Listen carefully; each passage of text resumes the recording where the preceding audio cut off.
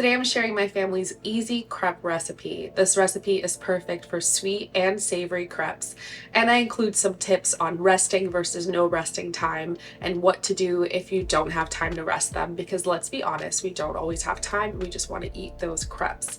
I love filling mine with Nutella and banana or strawberry, but there's also so many savory options that you can choose from. Now, if you like this video, don't forget to hit that like and subscribe button. Now let's get to it. Start by sifting your dry ingredients. I've got all-purpose flour, salt, and sugar. I find that sifting guarantees a smooth batter, especially if you're going to skip the resting period. And don't worry about the salt. It doesn't make your crepes salty at all, and it balances your sweet crepes perfectly.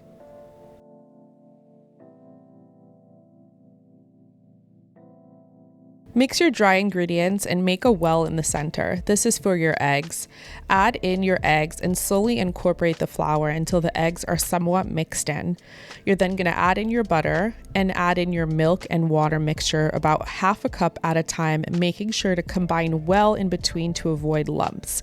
If you don't have time to let your batter rest, make sure your water and milk are warm. This will help the ingredients incorporate fully without the resting period. And a little pro tip, make sure to combine slowly because the milk likes to splatter. Luckily, I learned that as a kid when I had my mom to clean up after me. Sorry, Mom. The batter should be a smooth, liquidy consistency. If you find that there are small clumps despite your best efforts, just run your batter through a sieve and that will get rid of the small clumps.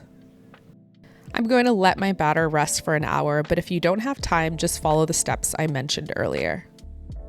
I'm using a 10-inch crepe pan and lightly buttering my pan and heating it on medium heat for a few minutes.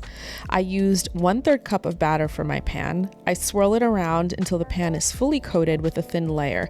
If there's excess batter, you can just remove it with a spoon.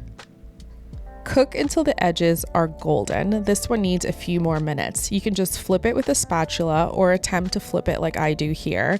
And it doesn't have to be perfect. Just adjust it with your fingers if it doesn't land right.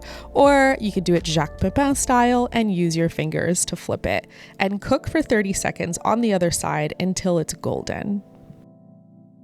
When presenting your crepes, you always use this pretty golden side. I like to sprinkle them with some powdered sugar, and I serve them right in my crepe pan with some fruit on the side. It's just great presentation. Now there's a few ways I love to eat my sweet crepe, and Nutella is always involved.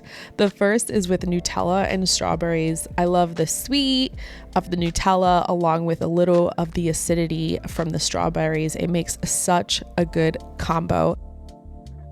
The second way, and my ultimate favorite, is with Nutella and sliced bananas. I absolutely love this combination.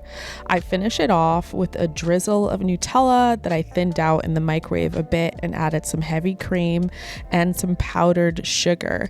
It's so delicious. This is my favorite combo by far.